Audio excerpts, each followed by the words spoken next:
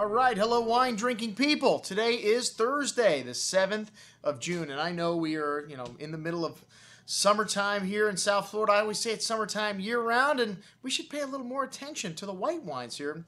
Hey, it's that time of year. We got a summer white tasting coming up at Cafe Max. That's our next event. And we've got our ultimate white tasting coming up tomorrow night. I think we still have a few spaces left for that. $95 a person. We're going to be tasting some incredible wines, all 10 years or older. Chateau Haut-Brion Blanc 1990, which is like $400 a bottle. And we've got 7 other great wines. Comte Lafon Meursault Perrier 2002. Francois Ravenot Grand Cru Chablis 2000 vintage. Some incredible stuff. Check it out. It's all listed on our calendar events. And hey, I've got a white wine offer for you today. That's right, folks. And this is not a wine that costs $450 like Haut-Brion Blanc. Sicily producing some outstanding wines. And, well, they've been the largest wine producing region in Italy forever. Most people don't realize that. They used to just make an ocean of wine in Sicily that was used for blending, and a lot of it sent to France, as a matter of fact.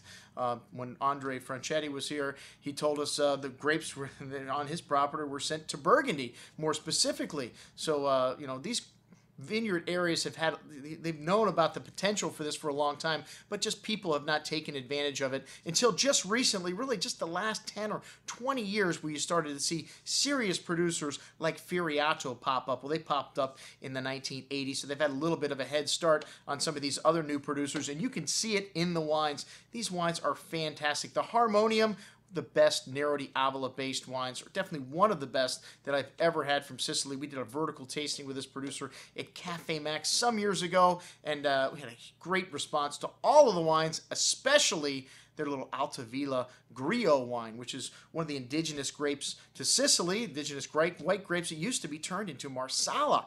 Yeah, that's right. The English struck Sicily just like they did Madeira and Portugal, and they turned a fortified wine, they made a fortified wine style pretty much for their market, Marsala. That's what it was created for. And today, well, a great cooking wine. Thanks very much to the Brits.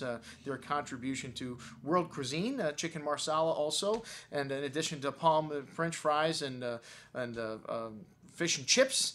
These guys, Marsala, you can attribute to the Brits as well. But this is one of the grapes that today they've really learned how to deal with. And many people feel that Grillo is the best white varietal in Sicily to make a high-quality wine. This 1990 vintage, outstanding throughout Europe as it is in Sicily. Looking forward to my trip there in September. This 2009 Altavilla Grillo, lovely Asian pairing, kind of peach-like fruit. You notice the warmthness of the southern wine-growing region in the nose. Lovely fruit, a little tangerine and grapefruit like citrus, almost like a fruit cocktail on the nose going on there, and some pretty floral notes showing up, a little lavender, a little honey character to this as well.